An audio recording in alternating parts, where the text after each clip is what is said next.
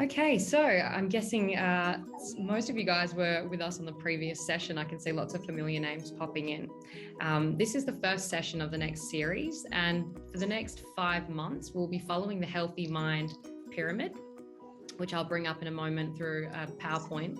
My name is Paisley, if you've just entered late, and my background is as a mindset and meditation coach. And I currently work in an addiction clinic with clients from all over WA, all different industries, all different walks of life. And so I'm sort of teaching these different strategies on how to actually calm down the nervous system. So the Healthy Mind Pyramid, which is what the next 5 sessions focuses on, we're going to start with downtime, which is why we're running this mindfulness session. And then next month, we'll look at physical activity. We'll work our way down to connectedness, nutrition, and sleep. So how this works is sleep is the foundation of a healthy mind. When we don't get good sleep, my God, we cannot operate. I think that's why they say sleep is one of the first techniques in torture, because sleep deprivation is extremely painful. We all know that the mind and body is connected, and good food, good mood. If we're not eating right and we don't have a balanced diet, well, that begins to affect our physical body, the health of our physical body. And it also affects our hormones, which affects our mindset, the way we think, and our mood. Connectedness. This is a funny one, but we all know as human beings that we are social creatures. And although we do like time alone, and being alone is very important for rest and recovery, it's also important to maintain connection. Now, connection to friends, connection to family, your connection to yourself, but also connection to things that you love and things that keep you healthy. Physical activity, because we need to keep the vehicle, aka our body, moving in a healthy way, nurturing the physical body so that we can do meaningful work and also enjoy our lives. And then coming up to the top, which is today's focus, downtime. Putting in this time for rest and introspection and reflection. And mindfulness strategies for hospitality. We all know that hospitality is a service-based industry. And if we stop for a minute and truly think about what that means, it means that we're in an industry that is about helping others. It is about being of service. It's about meeting other people's needs. And if we find ourselves in hospitality, consciously or unconsciously, if we choose to be in that industry, we give a lot. We give a lot to others. The focus is on the experience for other people. And so sometimes what that means is we give so much to others and we forget to actually meet our own needs. So a service-based industry, putting yourself first doesn't mean taking care of yourself instead of others. It means putting you on the list for a start and at the top, not because that helps you bring a better version of yourself to others, which of course it does, but because because it is your right as a human being to be healthy and happy. And so I start with this because when we think about mindfulness, mindfulness is first of all about bringing your awareness to you. It's about starting to look inwardly and starting to become aware of your needs. Now, we all know the old analogy of putting on your oxygen mask first. Well, mindfulness is the start of this. It's saying, how can I keep a really long, successful career in hospitality? How can I keep my passion for cooking, for working with people? And how do I maintain that without burning out? Well, let's swap out some unhealthy strategies for some mindfulness strategies. Okay, so downtime, there's lots of different ways we can think about that. A lot of us will spend downtime watching Netflix, having long showers, scrolling on TikTok. There's lots of different strategies, but what we actually want to look at here is, okay, what are some mindful ways that we can start to swap out some things that we're doing for healthier options? So it's kind of like adding to what you might already be doing. So it's not about cutting out things that you've got. It's about creating more of a balance. Now, why do we need mindful strategies for hospitality? Well, we all know that some of the challenges include high stress, physical pressure. For a lot of us, we can be on our feet all day, running tasks nonstop, not to mention challenging customers and also challenging co-workers. And, we're all at different stages of our life at different times. We all have different needs. We go through different challenges at different points. And so sometimes it's not necessarily the customers, but it can actually be a co-worker or clashing personalities or somebody just going through a hard time that can create a lot of stress for the team. Not only that, hospitality is a volatile environment. And what I mean by that is that there are so many rapid changes. Things are changing all the time. And so, when you're looking for somebody to work in the industry, you want somebody who has this resilience, somebody who can adapt, somebody who's flexible and can be agile to make changes on the go. So with these challenges, we can see that it creates stressed staff. And how do you notice if your staff are stressed? Well, you can start to notice substance abuse. So drugs, alcohol, binge eating. I remember my time working in a restaurant and a pub, just over caffeinating, having so much coffee to just kind of keep going. And sometimes it's just the actual access to those things on a shift that, sees us kind of abuse and overuse it. Depression, noticing aggression in your staff team. And that can be, there's two forms of aggression we see. Sometimes it's just straight up, someone's yelling and shouting, constantly has a loud voice, pushing, really intimidating with their physical presence. Other times it's the more passive aggressive behavior. So somebody who's moving things, making the job hard, snickering comments, stonewalling. So really making it difficult to engage with them, ignoring, disengaging. So we would say that these are unhealthy coping strategies, right? So when we have these stresses, if we don't have the right tools or we don't have the right strategies, it's really easy for us to sort of go into these maladaptive strategies. And these are all learned behaviors. And so it's not about saying, punishing someone for, going into drugs or alcohol or telling them off or these sorts of things. It's actually about having an understanding that this is just a strategy. And if we don't have anything else, well, we're just going to lean towards the path of least resistance and usually things that create quick fix. So things that help us feel good really quickly, but don't provide solutions for the long term. So underneath that, when we have stressed staff, you'll see a stressed business. And a stressed business, you'll see the drop in productivity and efficiency. You'll see there's constantly staff that are running late or not showing up, starting to skip shifts, starting to, create trouble with the roster, for example, always wanting to get out, turnover rates. You'll see staff just don't want to hang around. It can be really exciting at the start, looking really positive. I've been employed. This is all fun and games, new team, new experiences. And then actually there's a really unhealthy culture here, or we really don't have good strategies to deal with the demands. So therefore I'm out. And so I'm going to try somewhere else. You'll also see it come through in just a negative team. So a team that's really struggling to get along. It's key to remember that we all have different personalities. We're all different. So when our team is healthy, even clashing personalities can find a way to get along. So the healthier the team, the more likely the team is to actually want to hang out, to spend social time together, to communicate, to find solutions. Stressed, burnt out teams don't get along. It just becomes a lot harder. There's a lot more clashes, people not really wanting to find solutions and creating issues. So what is mindfulness? Mindfulness is like taking your brain for a virtual walk. Like our bodies, our minds need time to recover after a difficult workout. It is a way to walk it off, to catch your breath, settle your muscles and be fully present. So just notice what you see, what you smell, what you feel and hear. Be in the moment as you gain insight and nurture yourself. Even for a few seconds or minutes is enough.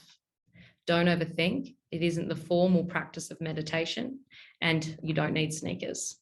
So mindfulness is different to meditation. Mindfulness is an aspect of meditation.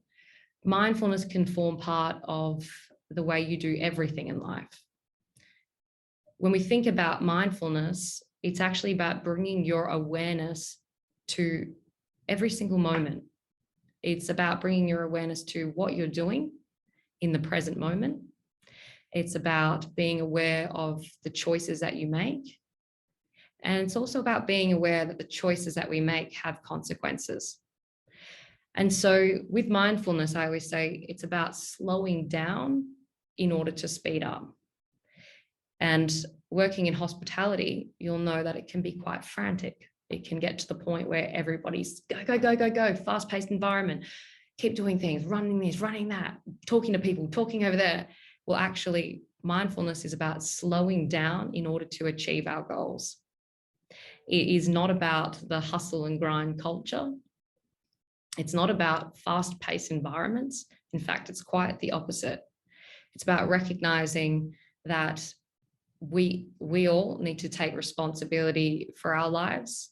We all need to take responsibility for the energy that we bring and the way that we show up to work, the way that we show up to our family.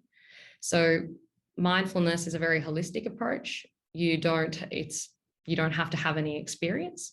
You don't need to have any qualifications. It is available to everyone. So mindfulness, why do we do it? It helps us spend time with ourselves, to unwind, to process what might be on our minds. Mindfulness will help improve our physical, emotional, mental, and also our spiritual health. And when I talk about spiritual health there, what I'm really leaning towards is that aspect of connection. So feeling that we are connected and feeling that we have purpose in life. Mindfulness helps us, again, slow down so that we can become more responsive and less reactive. It helps strengthen our awareness of that connection between how the body and the mind interplay. Yeah. So how what we think can have an influence on how we feel, and both of those factors determine how we behave and the actions that we take. Not only that, you'll find, and we'll do a meditation or a mindfulness exercise, you'll find that it just feels good. When we take personal responsibility and become mindful in our own daily lives, this will extend to those around you, and it'll also extend to your customers or your clients. So when you're feeling mindful and you feel safe, and you'll notice that you're calm and relaxed, people will want to be around you. You'll find people will be more willing to open up to you. And not only that, it's contagious. When you feel safe and calm, you'll calm others, and we call that co-regulating. So if I'm calm and somebody around me is stressed, by maintaining that order, by maintaining that sense of balance and peace, it has a really positive effect on them. And then they will have a positive effect on others, especially with customers. And you can feel this if you've ever walked into a restaurant or a hotel and it's been manic. If the staff are stressed, you walk in there as a client or a customer and it feels icky. It actually feels really stressful and the vibe feels off and you'd prefer just not to be there. Or you're in that space and it actually makes you really agitated and irritable. And then you don't know why suddenly you're getting cranky or feeling short-tempered, right? So mindfulness is a way to really control the vibe. Mindfulness, meditation, breath work, exercise at the gym, eating well, everything, all of these healthy practices, they always start with understanding the breath. Now, why is that? Why is the breath so important? You know, when I'm teaching mindfulness to clients, I say, okay, let's focus on the breath. And they're like, well, that sounds stupid because I'm breathing all the time. I don't have to think about it. I'm already doing it. Well, actually, we're always breathing, but there's different ways that the breath interacts with our body. And we do have a lot of control over the pace of our breath. So just for a moment, I want you to stop, close your eyes. And I want you just to notice what your breath is doing right now.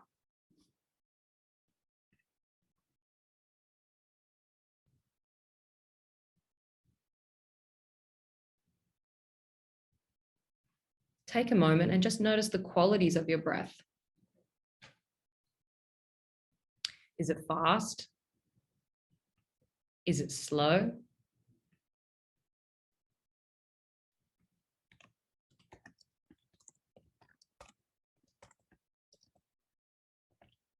Is it deep? Is it shallow? Do you feel your breath in your neck? Do you feel your breath in your chest? Do you feel your breath in your belly? Now, I know the lungs aren't in your belly, but when we inhale and exhale, it starts to expand the belly. Now, take a deep breath for me. Inhale through the nose. Exhale out through your mouth. A nice audible exhale again.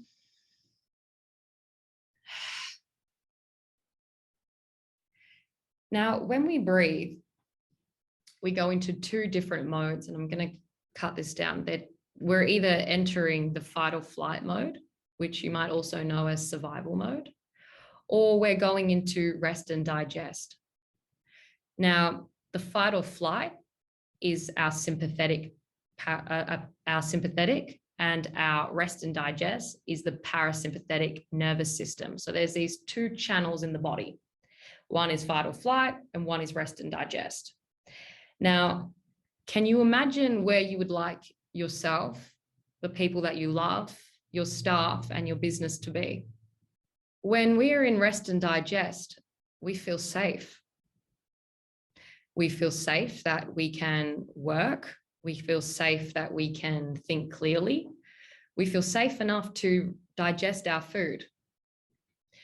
When we feel safe, we start to become more creative.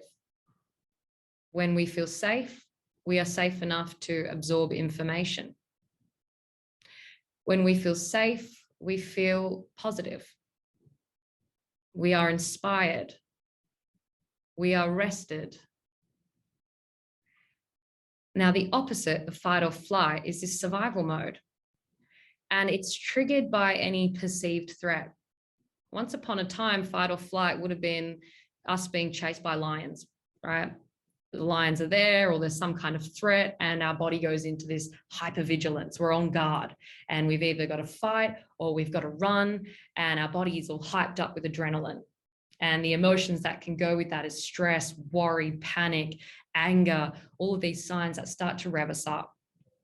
In today's modern society, we can get triggered into this fight or flight by a perceived threat, which could be running late to work. So often when I see clients come into the clinic, they're 5 minutes late and they're coming in fight or flight and they're stressed out and they can barely breathe and they're apologizing, sorry. And all I can say is, please don't worry, you will not die like this, right? If we have a due date for something, a deadline, if we've missed a task, we haven't cleaned something properly, these are all sorts of things that can trigger us into fight or flight, into this survival mode, if we don't have techniques to calm ourselves down.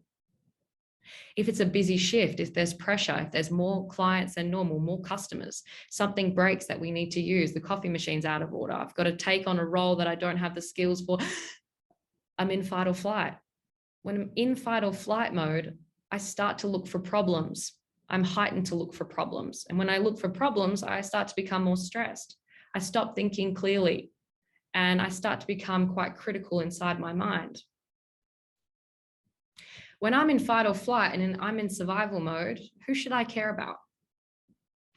If I was in survival mode, the only person I should be caring about is myself, to make sure that I can live. So when we trigger our friends, ourselves, people around us into fight or flight mode, we actually will notice that one of the qualities is being self-centered. And so often when we see someone who's self-centered, we think, oh God, how rude. But actually that person is just stressed out. They're unhealthy and need help. So the quickest way to move us from fight or flight into rest and digest, to start to become more mindful, is to learn how to breathe. Now, if you're sitting, lying down, I just want you to place your hands on your lower belly. Yeah. If you're breathing deeply, the sort of breath that's going to stimulate rest and digest, you feel your belly start to expand a little bit. It'll gently push out and gently contract back in. So just put your hands there and just notice if you're starting to get a deep breath. Why does this work? Now, before I take you through this technique, why does it work? Every time you inhale, you take a deep breath, your lungs expand and they contract your diaphragm. And every time it contracts your diaphragm, it pulls on a nerve, and this nerve is called the vagus nerve. vagus, like the hotels and gambling. And it triggers the vagus nerve and it sends a signal to your brain that tells your entire body to relax. The vagus nerve is the longest running nerve in your human body. And it runs from the top of the base of the skull all the way down through the center of the body, all the way down through your belly to your pelvis. So you can imagine it almost like the nerve version of your spine, running parallel with your spine. So every time you take a deep inhalation, it sends a signal super quick, the speed of light, to your brain that tells your body to relax. Yeah. So one of the techniques that we can use, especially if you find that you're overwhelmed or you've got a lot of negative thoughts, is box breathing. The reason why I find this helps lots of clients that I work with or lots of friends is because when you have a count, for example, 1, 2, 3, 4, and you've got a sort of job to do, it'll help distract you away from any negative thoughts rather than just trying to breathe and having all these racing thoughts. Give your mind a job to do. So let's practice this for a moment. Close your eyes. I'll take you through this. To reset, inhale through the nose. Exhale out through the mouth. We're going to be breathing in for 4 counts, holding for 4 counts, breathing out for 4 counts, and holding for 4 counts. So you might like to imagine that it's a box or going to each corner of that box. Now, if this is too many counts and you can feel that your breath is quite shallow, and for some of us that have been through COVID, the breath is quite short at the moment. So just take it easy. If it's too much, ignore my count and just focus on a count of 2. So when you're ready, I want you to breathe in for 1, 2, 3, 4, hold, 1, 2, 3, 4, exhale, 2, 3, 4, and hold, 2, 3, 4. Inhale, 2, 3, 4, hold, 2, 3, 4, exhale, 2, 3, 4, hold, 2, 3, 4. Inhale, 2, 3, 4, hold, 2, 3, 4, exhale, 2, 3, 4, hold, 2, 3, 4. Inhale, 2, 3, 4, hold, 2, 3, 4.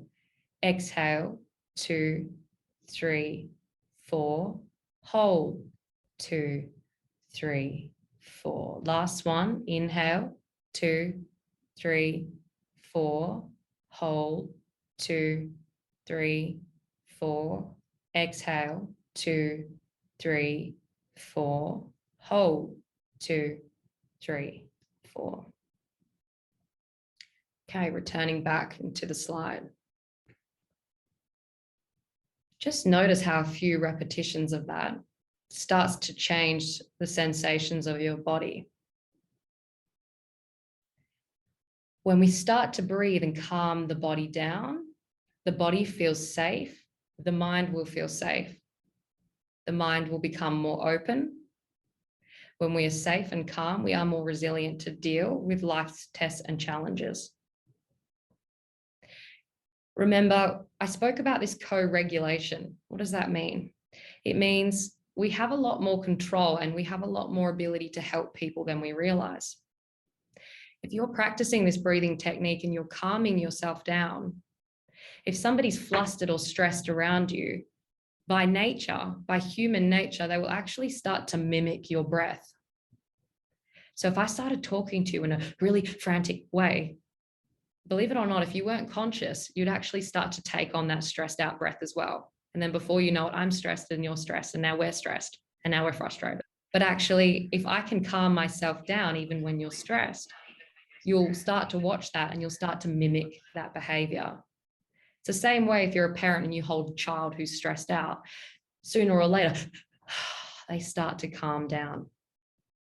So first of all, taking responsibility, calming your breath down so that you can show up in a really mindful way to influence others in a positive light. Now, this one's a little bit corny, but I really like it, and it can be very powerful. One of the techniques used in a lot of traditional mindfulness and meditation is a mantra. And a mantra is a statement or a set of words that you basically just repeat or you chant. And it's not about necessarily chanting this out loud, although you'll see that with lots of different sports teams and footy clubs or cults. But basically, a mantra is just something that you can repeat internally, personally to yourself. You might be able to find a song that has words that are really inspiring, and you listen to that song. And if you continue to repeat the same words, that song is basically a mantra. So listening or chanting a specific mantra actually soothes the nervous system. Remember, it soothes that part of fight or flight and brings us into rest and digest. And that directs our mind towards positive thinking. So if you're finding a mantra for yourself or your team, or perhaps you already have in your business a sort of value system or a poster on a wall, or a kind of vision or a value statement, something that you want to live by, this can start to become the mantra of the team, and you can repeat that. So whatever you choose, you want it to be positive, you want it to be really simple, it should be supportive, kind, and it can be fun. So I remember when I was working in a restaurant, this restaurant had a restaurant and a cafe. And in the cafe side, it had the most delicious food, cakes, everything baked fresh. And it became a bit of a running joke because as the staff, we were constantly eating the leftovers. And a few of us were like stacking on weight. And we thought, shit, what are we going to do about this? And so one of our motivational mantras was really fun. And it was just in the bin. And so every time we would see each other, starting to binge or snack on the rest of the hot chips or go for the leftover cakes again and again every day, we just say, oi, in the bin, in the bin, in the bin. And it became this funny mantra to remind us to eat well. So some of the mantras here that you might like to use could be here now. Be here now. When people are getting stressed out, hey, just be here now. Somebody's texting on their phone, they seem distracted. Be here now. Somebody's stressed out by all the staff coming in, just breathe it in. Breathe it in. Breathe it in. It could be we are capable. We believe in each other. In this business, we know we are capable, or you would not be on the team, and we believe in each other. Come on, we don't talk like that. We believe in each other. We do our best, and our best changes each day. We do our best, and our best changes each day. Why does it change each day? Because life is happening, and it's not always easy. My work enhances my life, but my life doesn't define who I am, but does not define who I am. Remember, our work is an opportunity for us to grow and learn. So thinking about a mantra for yourself, something that you can repeat when you're starting to get negative in your mind, bring the mindfulness aspect in, find something to repeat, continually repeat to calm yourself down. You can also do this in a workplace by playing positive music and being cautious and mindful of the music that you are playing, and that it does have an effect on our nervous systems. If your staff are really stressed out, it might be worth considering lowering the tempo or the rhythm of music to something more peaceful. Mindful tasks. Bringing mindfulness to tasks. Now, there's so many things in life that are just work. There's things you can't get around, like taking out the rubbish, unstacking a dishwasher, cleaning dishes, wiping a table down. There's some things that are just relentless, and they really form part of that mundane category of life, and there's just no way around them. We don't necessarily like it, you don't want to do it, but actually it's going to be there forever and ever. Amen. So, bringing a level of mindfulness can actually start to give purpose to that task. So picking something that's part of your work, or being aware of something that you have to do in your position at home or in your job, and turning it into a mindfulness experience. Slowing down to tune into the experience. So for example, if it was cleaning dishes, notice your breath as you wash the dishes. So instead of going, oh, I've got to do this stupid task, actually use that task as an excuse to take time out, to be with you. Remember, these mundane tasks, they're usually so repetitive and automatic that we don't have to think. It's like, that means you've got time to actually think about other things or to be with yourself. As you're doing it, start to become aware of the temperature of the water. So bringing yourself from your mind perhaps into the present room. Notice the sensation of the smell of the bubbles of the soap. Be aware of the repetitive movements and the motions.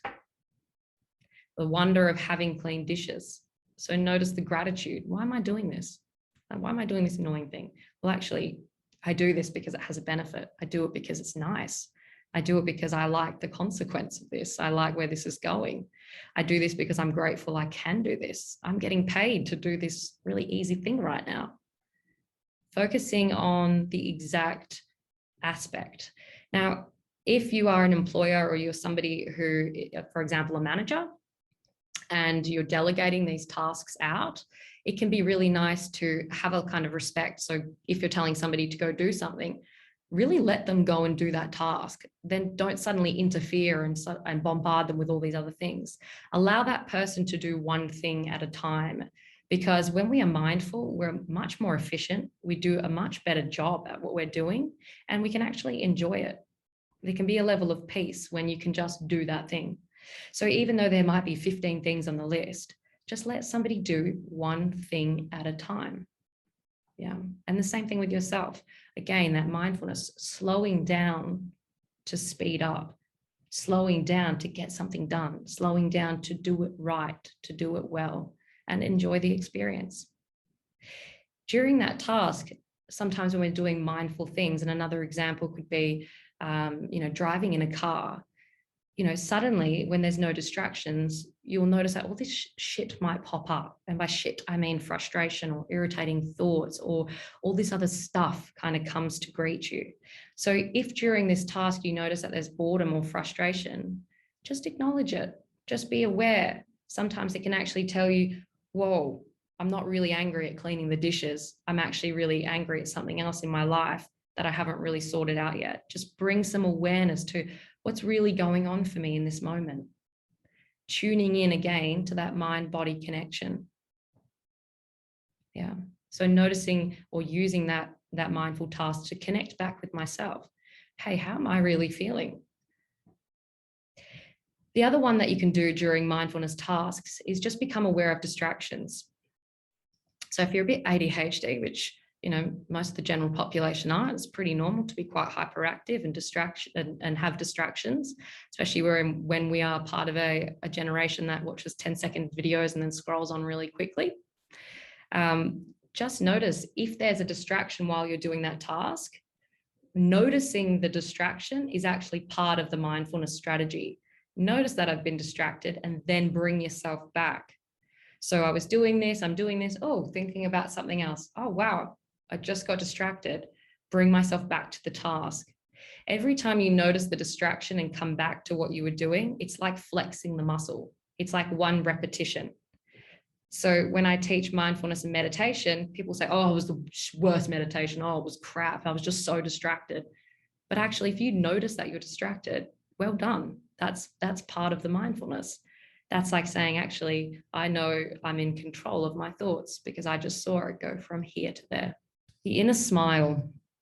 I wasn't sure if I was going to put this in because it's a bit controversial, but, in hospitality, there's this saying, you should smile, right? You should smile. Now, please don't smile if it's really insincere and fake, because it probably look like you're trying to do a poo and you feel really uncomfortable. Fake smiling, not the key. Smiling for someone because you think you should and inside your head saying some pretty nasty things, don't do that either. Inner smile technique is about how to cultivate a genuine smile.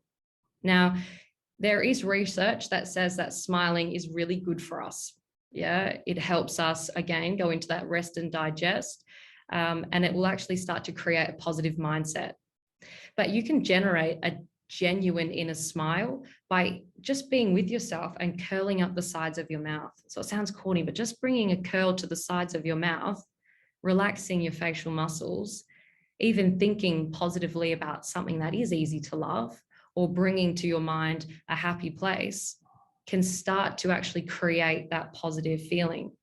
And we know that smiling is contagious. So actually, as you practice smiling, and if you're smiling right now, you'll feel that very quickly it turns inward and there's a kind of feeling of an inner smile.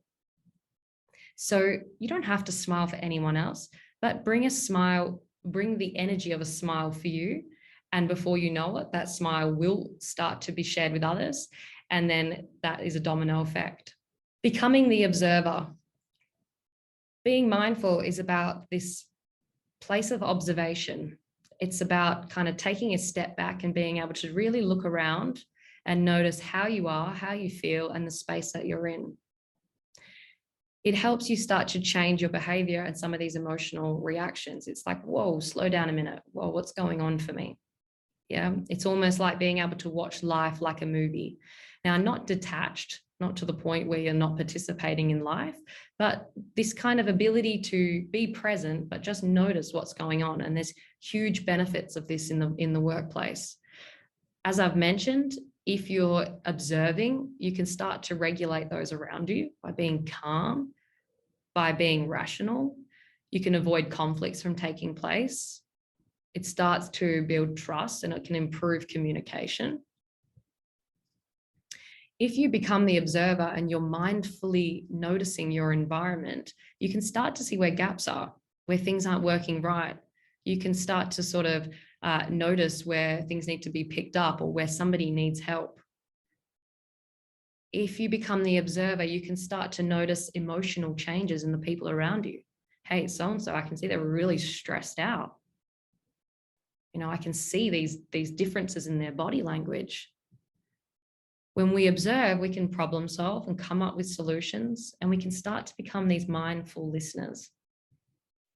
When we are the observer, we can start to respond to customers in a really great way. So somebody's complaining about food, and the problem is not the food, for example, somebody who's a mindful observer will know how to address that. Okay, perhaps this person, I can see they're just frustrated. Okay, how can I help them with this situation? And people who are these mindful observers, usually you'll see them in hospitality, someone who's just brilliant at service and really attuned to somebody's needs. It's like they can see when someone's already about to get up from a table. They can see when, something's going on in a room or there's an event or there's something. It's like they're always one step ahead, but they're just slowing down to notice what's going on around them. So to become the observer, there's a mindful exercise, and I'm going to get you guys to do this. Let's see how you go into this observation state. This exercise is called 5, 4, 3, 2, 1. So really simple to remember, almost counting the fingers on one hand. Breathe in, breathe out.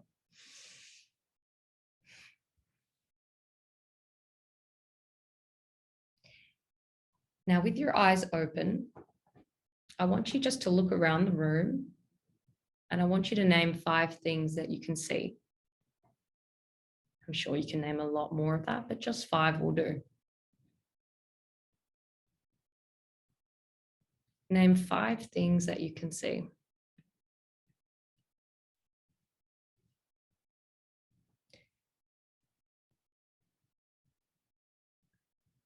Now, when you're ready, I want you to move your focus into your body. So perhaps you like to connect your hands to your legs, just bring your awareness to your body. And I want you to name 4 things that you can feel. 4 things that you can feel. Perhaps it's the texture of your clothes or the temperature of the air on your skin. You can feel the chair beneath you.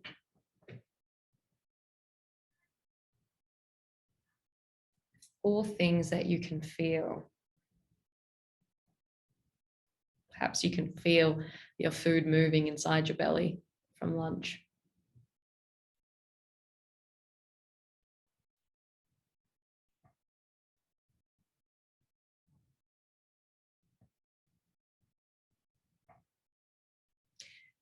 And when you're ready, bringing your attention to your hearing, and I want you to name 3 things that you can hear.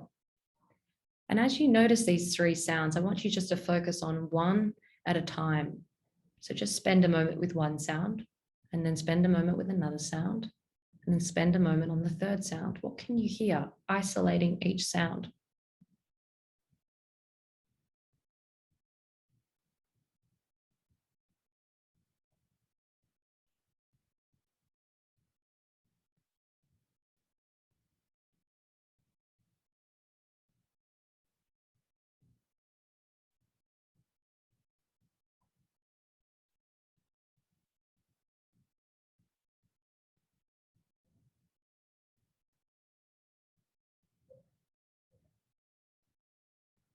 Perhaps you can even hear your breath.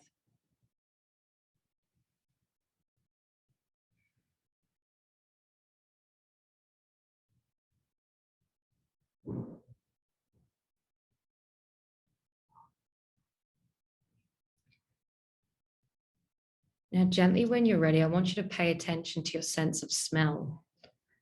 Now, this can be a difficult one. And just see if you can name two things that you can smell. Or if you can't, and you've got a blocked nose or just terrible sense of smell, just imagine two things that you'd like the smell of.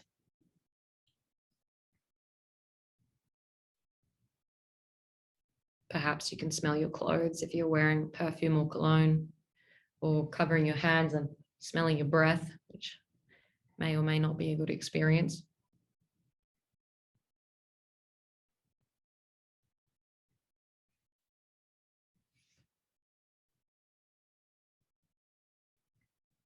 And then gently, when you're ready, just naming one thing that you can taste.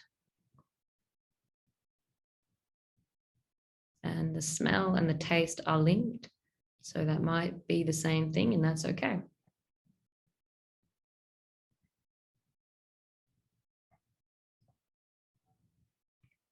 5, 4, 3, 2, 1. Inhale, exhale. Just bringing your focus back to the screen. Now, this mindfulness exercise is really great to just become the observer. Yeah, and there's so many benefits to this exercise as we just spoke about. But one of my personal favorite reasons to do this is because the more present you are and the more information you take in around you, that actually imprints and becomes a memory. And as you move through life, some people say, oh, I just don't have any memories. I don't remember anything. I don't even remember what I did this morning. And I say, isn't that interesting?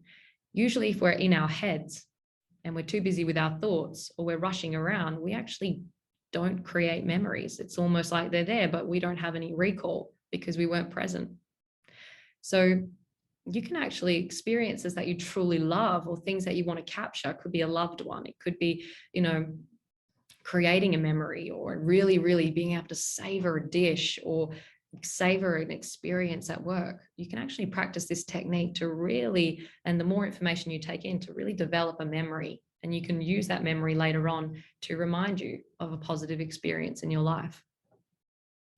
Sometimes we need to practice this. It can be really difficult. You might get started and then get distracted or irritated. If you're in an environment that's really overwhelming with clashing sounds and here and there and people, and there's just a lot of chaos or what feels like chaos, practice this technique because it will show you how to break things down one at a time rather than feeling like you're listening to 5 sounds at once. Yeah. So it can help create chaos into a little bit more order. So that brings us to the conclusion of this mindfulness strategies.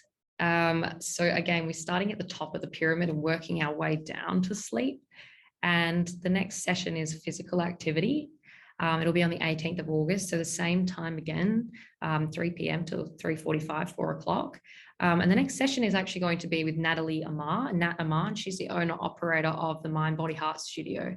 So again, my name is Paisley and I'm also the coordinator at Healthy Mind Menu. So I'll be in that session helping to facilitate that. Nat comes from a background of personal training, working with lots of different corporate businesses. She now owns a studio, which is the Mind Body Heart Studio in West Perth, and focuses on Pilates, mindfulness, meditation, as well as boot camp on the beach. And so she's got quite a wide variety of offerings. And she's going to have a look at how that can be tailored for the hospitality industry and those who work within it, which will be quite interesting. So I'll leave that there. I hope you guys have managed to take away a few key different techniques and tools, something that you can work for yourself, but also something that you can share with others, and something that you might be able to employ in the workplace. Now, part of this as well is about a culture change. So we're also looking at how we create this healthy hospitality. If you're wanting to bring mindfulness into your business, it's got to start with you, but it's also got to start with the leadership team. So, starting to put resources out there, starting to change the way we use language. So rather than, for example, rather than having a coffee break or a booze break, swap it out for a mindfulness break or a mental break. So starting to actually bring this language into a business is really healthy, and leading by demonstration. So there is a chat box. Please feel free to ask any questions. Somebody did ask earlier if it was being recorded. This is recorded, and everyone who attended today can review this recording, and I'll also send that PowerPoint presentation so you can download and have all this information for yourself as well. I'll also include some resources if you are wanting to put mindfulness strategies into your business. There's a few different options, for example, paid meditation apps or mindfulness apps, some free apps and different things that you can have a look at. So I'll put all of that in an email follow-up. So yeah, if you want to give any feedback or you have any questions, feel free to unmute yourself and go for it. I'd be keen to hear how you went, what your experience was like, and any feedback. And I'm so looking forward to the next session. Also, if you have any suggestions in terms of timeframes, if you felt that the 3 o'clock was pretty difficult to make, or you have any other suggestions, please, by all means, do email us your feedback, because we're a small team, which means that it's really easy for us to make change.